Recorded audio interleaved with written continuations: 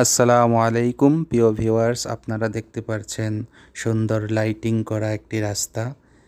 খুবই মনোমুগ্ধকর রাস্তাটি দেখে যে কারোই মন ভালো হয়ে যাবে, তাই আপনাদের সাথে শেয়ার করলাম। আল্লাহ তাআলা মানুষকে কত সুন্দর জ্ঞান দিয়েছেন।